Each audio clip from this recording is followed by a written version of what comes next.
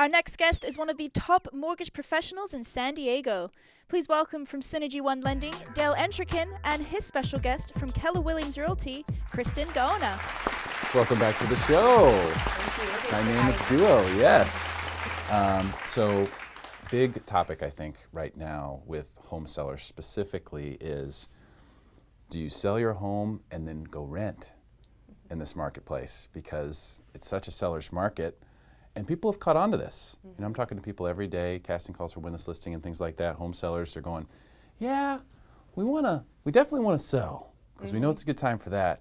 I don't think we're going to buy. Maybe we're just going to rent it out. Is that something you're seeing, Christin? Oh, absolutely. Not only my clients, but people just in a restaurant or the grocery store. Oh, you do real estate? Should I sell right now? And it's the question that everyone has, but the answer they don't have is where they go. So I think that's the problem is they want to sell because they have equity in their home, but they don't know where to go. So renting just doesn't really make sense because the rent's going to be just as high as, or if not higher than the mortgage they're already paying. So I think that's the problem. They don't know where to go, but selling sounds like a good idea to everyone. Yeah, well, it makes sense when prices are high to consider selling, especially with the supply being so low. Yeah. You know, and that's a big thing I think is that people assume that the supply is great on the rental market, and it's not either. The vacancy rates are really low, right, and rents are going up. So it's not like you're bypassing the market, and by doing that, you're still gonna have to make some payments. But that's something you have to combat, Dale, when people are considering their rent versus own. Because a lot of these people want to buy. I mean, they have a desire to buy. The ones I'm talking to, anyway, they want to own anyway. Yeah. But they're afraid to buy because they don't want to sell at the top of the market and buy at the top of the market. It's almost like they're trying to predict the bottom. Well, I think that's what everybody who owns a home, it crosses your mind. It crosses my mind. It's, maybe what if, market's turning around, it's really good. I mean, what if it, you always think like the what ifs, especially after what we saw less than a decade ago, and you see that so recently in the rearview mirror, it's always going to be in the back of your mind. But I think that right now there's some key differences with this market from that market. One, there's no subprime. There's no risky loans that are going on. I mean, the riskiest loans are the higher LTV FHA loans, and those are the government insured, qualify all your payments and income and everything type of loans. And these aren't risky loans in the traditional sense. So I think that we're in a different market, we're in a different job market, and the supply versus demand is polar opposite than what it was back when the market changed. Yeah. Well, I think another big difference is that the population play is sort of taking place. The supply issue with how many people live here. Because if you remember back in the boom, no one was renting.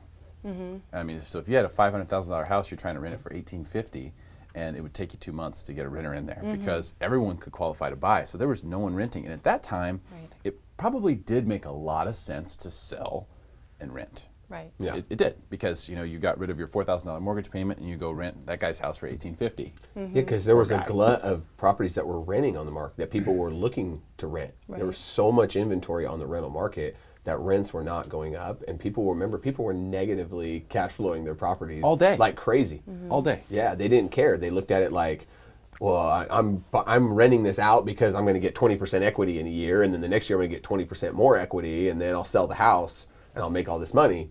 Well, that didn't last, and that's not really I guess a model for success for long term. Yeah, not sustainable. Yeah. No. Plain and simple. Yeah. Rents are so high. I mean, I'll have people call me and I'll try and help my clients find a rental, and they say, oh, I'm looking at 4-bedroom up to $3,000 a month. I don't want to go over that. And I'm like, you want to rent for $3,000 a month? Are you sure you can't buy? So I think the important thing to remember is that if you need to sell your house, then it's a good time to sell it. Like if you really need to sell, job relocation, or your parents passed away, you need to sell their house. I mean, that's obviously you should sell. But I think we shouldn't be panic selling. And same thing with buying. It makes sense to buy if you can afford to buy. If you can't afford to buy and rent where you're at, you've got a great deal, then stay there. But don't panic buy and don't panic sell right now, but just don't panic. Stay calm. Everyone just relax. Exactly. So don't do anything that's not going to make sense for your finances and your family, your future, your motivation. It's important to keep a ground just Chive on. head about that. Keep calm Yeah. and chive on, right? Okay, so Yeah, I have a rental story. This is real.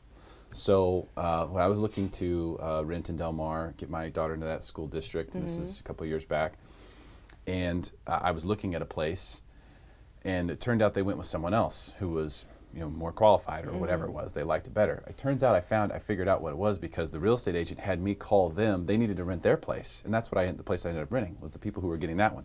Now this house had been redone. It was in Del Mar, small house, 1,200 square feet, 3-bed, 2-bath, very simple, small yard, nothing crazy to it, just your plain, simple, ordinary house. These people wanted to sign a 4-year lease. 4-year lease, $4,500 a month. Wow. 4-year lease for $4,500 a month for just a very simple, basic home in the Del Mar School District.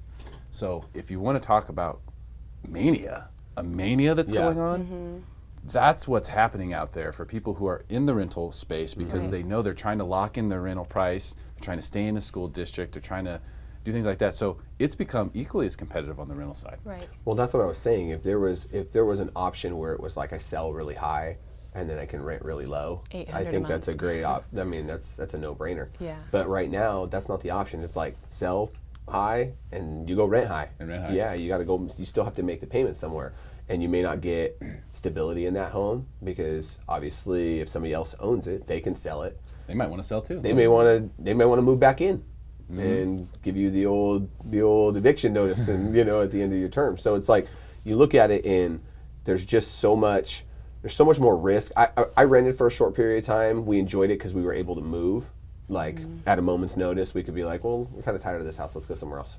But owning, which is what I have now, I way more prefer. And it's just better. And so I've thought about it in my head a few times while the market's come up, but it still hasn't gotten to the pre-recession levels. Pre-recession levels in San Diego County were like $517 or something like that in the median home price. We're in the 480s.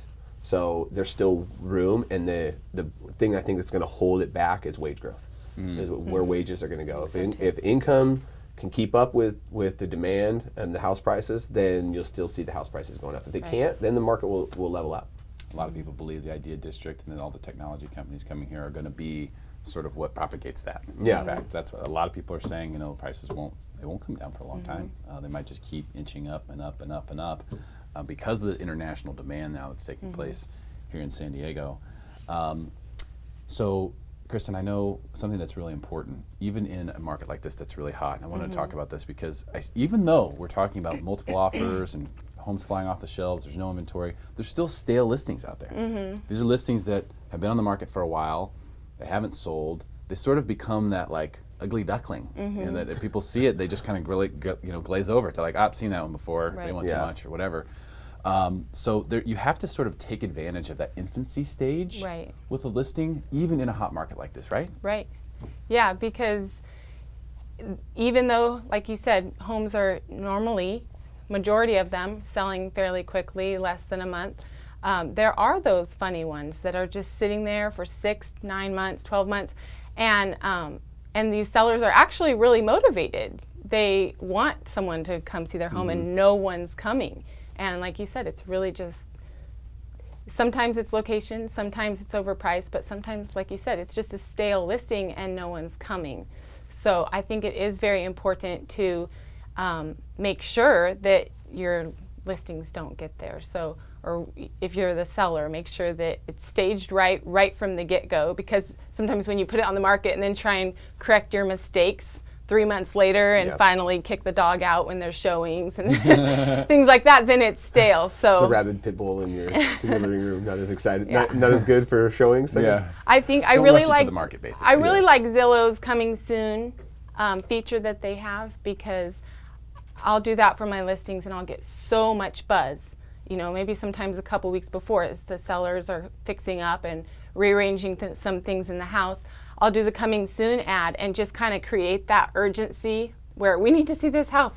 And you get before market offers, you just get people like, okay, it's coming, it's coming.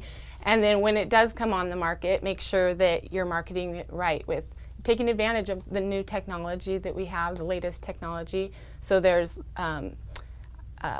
video marketing, Facebook, every kind of social media to just get that excitement and the buzz for the new listing. Just keep that excitement going so that you ensure it does sell within the first, hopefully a week or a month, and get you where you need to be.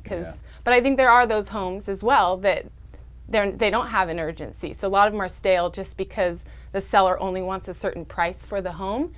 And so I've seen that where I'm working with a buyer and I'm like, see a house that's been on the market for 6 months and go, oh, okay, maybe we offer 10,000 under list and see if we can, they'll negotiate, and we'll offer 10,000 under list, and it gets rejected, the offer, not even a counter offer, rejected. And so I'm like, okay, well, you know why that listing's not selling now. So some people really just have this make me move price, or they just want to see if their home will get the price that it wants. But they should add that feature in the MLS. This is a make me move price. Yeah, That's I don't really good. want to sell, but I'll stick it in here. Make me move. So a lot of those homes are stale Buy just it now? because they won't budge. Yeah.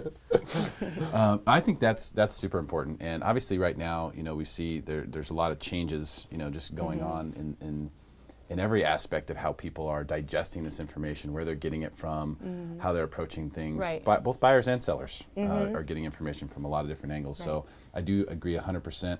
Don't think just because it's a seller's market that you'll be able to just throw it on the MLS and then all of a sudden all this craziness will happen. It still has to be done right. You still need a good professional who knows that, understands it, can create the pre-buzz, can take the good pictures, get the video together, and have it be something that a lot of people want to buy before it even touches the MLS for the very first time. So I think that's a huge piece of advice. Thank you so much, Kristen, for coming today. Really appreciate your time. Dale, thank you so much as well. Fantastic to have you.